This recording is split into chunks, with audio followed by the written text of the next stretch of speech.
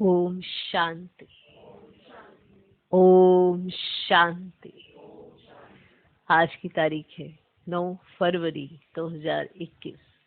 साकार महावाक्य। बाबा कहते, मीठे बच्चे, तुम अभी अमर लोक स्थापन करने के निमित्त हो। तुम अभी अमर लोक स्थापन करने के निमित्त हो, जहां कोई भी दुख व पाप नहीं होगा। वह है वाइसलेस वर्ल्ड। बाबा कहते, मीठे बच्चे, तुम अभी अमर लोक स्थापन करने के निमित्त हो, जहां कोई भी पाप या कोई भी दुख नहीं होगा। वह है ही वाइसलेस वर्ल्ड। वह है ही वाइसलेस वर्ल्ड। आज का प्रश्न, गॉडली फैमिली का वंडरफुल प्लान कौन सा है? गॉडली फैमिली का वंडरफुल प्लान कौन सा है?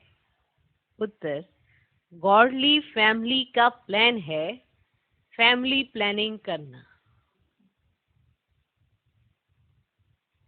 गॉडली फैमिली का प्लान है फैमिली प्लानिंग करना। एक सत्य धर्म स्थापन कर अनेक धर्मों का विनाश करना। मनुष्य बर्थ कंट्रोल करने के प्लान्स बनाते। बाप कहते उनके प्लान्स चल ना सके। मैं ही नई दुनिया की स्थापना करता हूं, तो बाकी सब आत्माएं ऊपर घर में चली जाती हैं। बहुत थोड़ी आत्माएं ही रहती हैं। तो सुना, गॉडली फैमिली का वंडरफुल प्लान कौन सा है? उत्तर, गॉडली फैमिली का प्लान है फैमिली प्लानिंग करना। एक सत्य धर्म स्थापन कर अनेक धर्मों का विनाश करना। मनुष्य बर्थ कंट्रोल करने के प्लान्स बनाते। बाप कहते उनके प्लान्स चल ना सके। मैं ही नई दुनिया की स्थापना करता हूं, तो बाकी सब आत्माएं ऊपर घर में चली जाती हैं। वो थोड़ी आत्माएं ही रहती हैं। ओम शांति। ये घर भी है, यूनिवर्सिटी भी है, इंस्टीट्यूट भी है। तुम बच्चों की आत्मा जानती है कि वह है शिव बाबा। आत्माएं हैं सालिग्राम, जिनका यह शरीर है। शरीर नहीं कहेगा हमारी आत्मा, आत्मा कहती है हमारा शरीर। अब आत्मा है अविनाशी और शरीर है विनाशी। अभी तुम अपने को आत्मा समझते हो। हमारा बाबा शिव है, वह है सुप्रीम फादर। आत्मा जानती है वह हमारा सुप्रीम बाबा भी है, सुप्रीम टीचर भी है, सुप्रीम गुरु भी है। अब भक्ति मार्ग में भी तो बुलाते हैं वो गॉड फादर। मरने समय भी कहते हैं हे भगवान, हे ईश्वर, पुकारते हैं ना। परंतु किसकी बुद्धि में ये अर्थार्थ रीति बैठता नहीं है। फादर तो सब आत्माओं का एक हो गया, फिर कहा जाता हे पतित पावन, तो गुरु भी हो गया। अब कहते हैं दुख से हमको लिबरेट कर शांति धाम में ले जाओ, तो बाप भी हुआ। फिर पतित पावन सतगुरु भी हुआ। फिर सृष्टि चक्र कैसे फिरता है, मनुष्य 84 जन्म कैसे लेते हैं, वे बेहद की हिस्ट्री ज्योग्राफी सुनाते हैं। इसलिए सुप्रीम टीचर भी हुआ। अब बात समझ में आई? सुप्रीम बाप, सुप्रीम टीचर, सुप्रीम गुरु कैसे हुआ? समझ आई?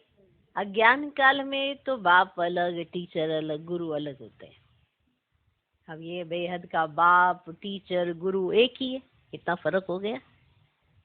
अब बेहद का बाप बेहद के बच्चों को बेहद का वर्षा देते हैं ना। अब वह भी हद का वर्षा देते हैं, पढ़ाई भी हद की है। अब वर्ल्ड की हिस्ट्री ज्योग्राफी को तो कोई जानते नहीं, ये किसको पता ही नहीं है। लक्ष्मी नारायण ने राज्य कैसे लिया, कैसे पाया, अब कितना समय वह राज्य चला। फिर त्रेता के राम सीता ने कितना समय राज्य किया, कुछ नहीं जानते। अभी तुम बच्चे समझते हो, बेहद का बाप आए हैं हमको पढ़ाने। फिर बाबा सदगति का रास्ता बताते हैं। तुम 84 जन्म लेते लेते पतित बनते हो, अब पावन बनना है। अब ये है तमो प्रधान दुनिया, सतो रजो तमो में हर चीज आती है, हर चीज। अब ये जो सृष्टि है उनकी भी तो आयु है ना, नई सो पुरानी, पुरानी सो नई होती है। अब ये तो सब जानते हैं। सतयुग में भारत ही था, उसमें देवी देवताओं का राज्य था, गॉड गॉडेज का राज्य था। अच्छा फिर क्या हुआ? उन्होंने पुनर्जन्म लिया, सतो प्रधान से सतो रजो तमो में आए, अब इतने इतने जन्म लिए। अब भारत में 5000 वर्ष पहले जब लक्ष्मी नारायण का राज्य था तो वहां मनुष्यों की आयु एवरेज 125-150 वर्ष होती है, जो एवरेज निकालते हैं, और उसको अमरलोक कहा जाता है। तो सोचो, एवरेज कहा जाते तो 150 से ऊपर और उससे थोड़ा नीचे, ऐसे इसको एवरेज कहते हैं ना, तो उसको अमरलोक कहा जाते हैं। अकाले मृत्यु कभी होता ही नहीं। अब यह है मृत्यु लोक। अमरलोक में मनुष्य अमर रहते हैं, आयु बड़ी रहती है। अब सतयुग में पवित्र गृहस्थ आश्रम था, वॉइसलेस वर्ल्ड कहा जाता है, और अभी है विशेष वर्ल्ड। अभी तुम बच्चे जानते हो शिव बाबा की संतान है, अब वर्षा शिव बाबा से मिलता है। ये दादा, वह डाडा, ग्रैंडफादर, वर्षा डाडे का मिलता है। अब शिव बाबा हो गए डाडा और ये हो गए दादा। अब डाडे की प्रॉपर्टी पर सबका हक रहता है। अब ब्रह्मा को कहा जाता है प्रजापिता ब्रह्मा, एडम और ईव आदम बीबी। अब वह है निराकार गॉड फादर। अब ये हो गया साकारी फादर, है ना, प्रजापिता हो गया साकारी फादर। अब इनको अपना शरीर है, अब शिव बाबा को अपना शरीर ही नहीं है। तो तुमको वर्षा मिलता है शिव बाबा से ब्रह्मा द्वारा। अब डाडे की मिल्कियत मिलेगी तो बाप द्वारा ना। अब डाडा माना दादा शिव बाबा, अब बाबा माना ये दादा माना बाप हो गया। जब वो डाडा है तो ये बाप है ना, दादा हो गया ना। तो शिव बाबा से ही ब्रह्मा द्वारा तुम फिर मनुष्य से देवता बन रहे हो। अब मनुष्य से देवता किए करत न लागी बार। अब किसने बनाया? ना भगवान ने ना। अब महिमा करते हैं ना ग्रंथ में, अब महिमा बहुत है। जैसे बाबा कहते हैं अलफ को याद करो तो बेबादशाही तुम्हारी। अब गुरु नानक भी कहते हैं ना, जब साहेब को तो सुख मिले। अब उस निराकार अकाल मूर्त बाप की तो महिमा गाते हैं। तो बाप कहते हैं मुझे याद करो तो सुख मिले। क्या मिले? सुख मिले। अभी बाप को ही याद करते हैं। अब लड़ाई पूरी होगी, फिर लक्ष्मी के राज्य में एक ही धर्म होगा। ये समझने की बातें हैं। अब भगवान उवाच, पतित पावन ज्ञान का सागर भगवान को कहा जाता है। वही दुख हरता सुख करता है। जब हम बाप के बच्चे हैं तो जरूर हम सुख में होने चाहिए, होने चाहिए। बरोबर भारतवासी सतयुग में थे और बाकी सब आत्माएं शांति धाम में थी। अभी तो सब आत्माएं यहाँ आ रही है। फिर हम जाकर देवी देवता बनेंगे, स्वर्ग में पार्ट बजाते हैं। अब यह पुरानी दुनिया है दुख धाम और नई दुनिया है सुख धाम। पुराना घर होता है तो फिर उसमें चूहे सर्प आदि निकलते हैं ना, है ना। पुराना घर हो जाता है ना तो उसमें चूहे सर्प आदि निकलते हैं। ये दुनिया भी ऐसी है। अब इस कल्प की आयु 5000 वर्ष है, अब यह अंत। अब गांधी जी भी कहते थे नई दुनिया नई दिल्ली हो, राम राज्य हो। की चाहना थी ना कि ऐसी नई दिल्ली हो, नई दुनिया हो, राम राज्य हो, परंतु यह तो बाप का ही काम है। अब देवताओं के राज्य को ही तो राम राज्य कहते हैं। अब नई दुनिया में तो जो लक्ष्मी नारायण का राज्य होगा। अब पहले तो राधे कृष्ण दोनों अलग अलग राजधानी के हैं, फिर उन्हों की सगाई हुई तो लक्ष्मी नारायण बनते हैं। जरूर इस समय ऐसे कर्म करते होंगे। अब बाप तुमको कर्म अकर्म विकर्म की गति बैठे समझाते हैं। अब रावण राज्य में मनुष्य जो कर्म करेंगे वे कर्म विकर्म बन जाते हैं, और सत्यु में कर्म अकर्म होते हैं। अब गीता में भी है ना, परंतु नाम बदल दिए। अब यह है भूल।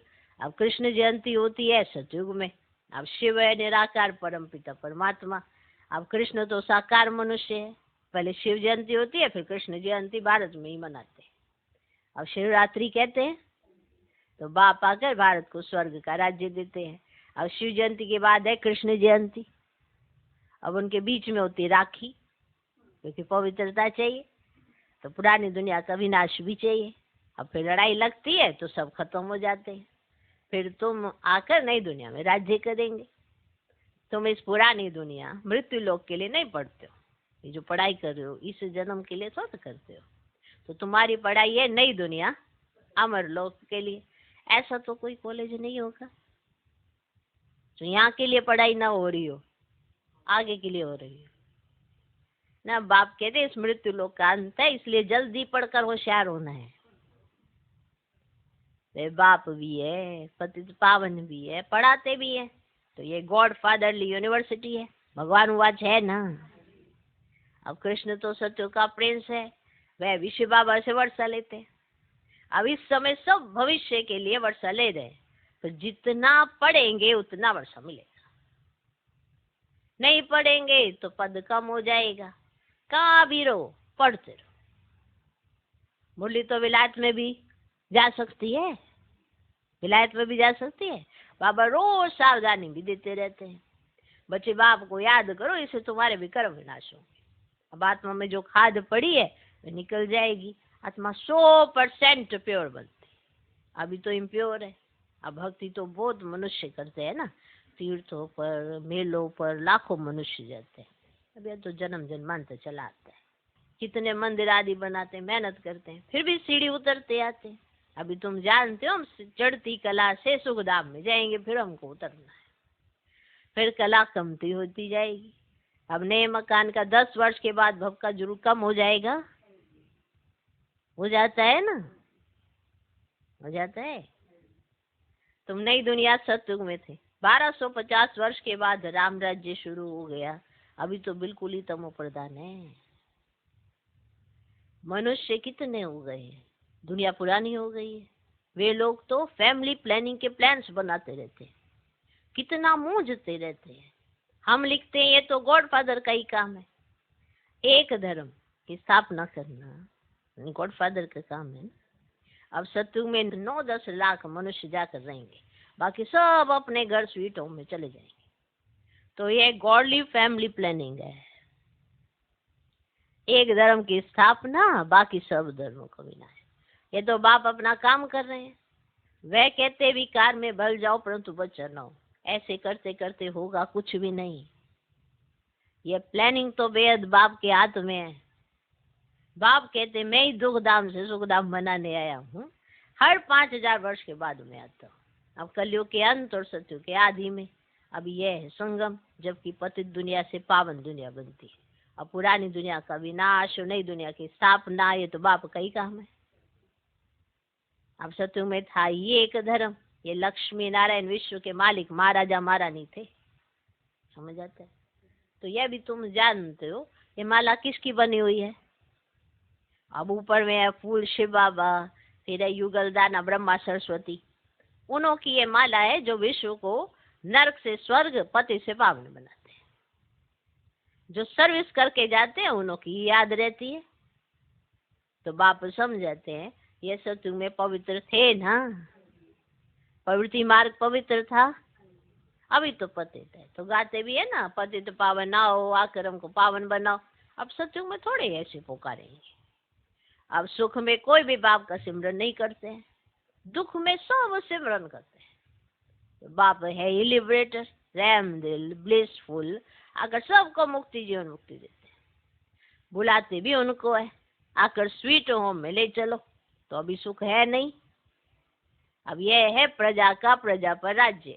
अब सतयुग में तो राजा रानी प्रजा होते हैं। और बाप बताते हैं तुम कैसे विश्व के मालिक बनते हो। वहां तुम्हारे पास अथाह अनगिनत धन रहते हैं, सोने की ईंटों के मकान बनते हैं, मशीन से सोने की ईंटें निकलती रहती है। फिर उसमें भी हीरे ज्वारातों की जड़ित करते हैं ना। मैंने देखो संस्कार तो लेके जाएंगे ना, तो नेक्स्ट बर्थ वो हो जाएगा। तो ये सारी कलाएं उनके अंदर होंगी। अब द्वापर में भी कितने हीरे थे जो लूट कर ले गए। अभी तो कुछ सोना दिखाई ही नहीं पड़ता है। ये भी ड्रामा में नून है। बाप कहते मैं हर 5000 वर्ष के बाद आता हूँ, पुरानी दुनिया के विनाश के लिए एटॉमिक बॉम्ब शादी बनाए। बाबा ने नहीं, ये मनुष्य ने बनाए। जैसे जैसे बुद्धि भ्रष्ट होती चली गई उसके अंदर ऐसे ऐसे विचार आए, बना लिए। अब ये है साइंस, बुद्धि से ऐसी ऐसी चीजें निकाली है जिससे अपने ही कुल का विनाश करेंगे। ये कोई रखने के लिए थोड़ी बनाते हैं, ये रिहर्सल होती रहेगी। जब तक राजधानी स्थापन नहीं हुई है तब तक लड़ाई लग नहीं सकती। तैयारियां तो हो रही हैं, उसके साथ नेचुरल कैलेमिटीज भी होगी। इतने आदमी होंगे नहीं, समझे? कि सोचो ये इतने जितनी आदमशुमारी यहाँ दिखाई दे रही है वो सारी सत्युग में चली जाएगी, है ना? इतने होंगे नहीं। अब बच्चों को इस पुरानी दुनिया को भूल जाना है, बाकी स्वीट होम स्वर की बादशाही को याद करना है।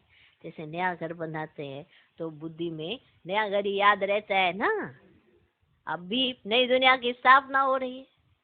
अब बाप है सर्व का सदगति दाता, आत्माएं सब चली जाएगी, बाकी शरीर यहाँ खत्म हो जाएंगे। आत्मा पवित्र बनेगी बाप की याद से।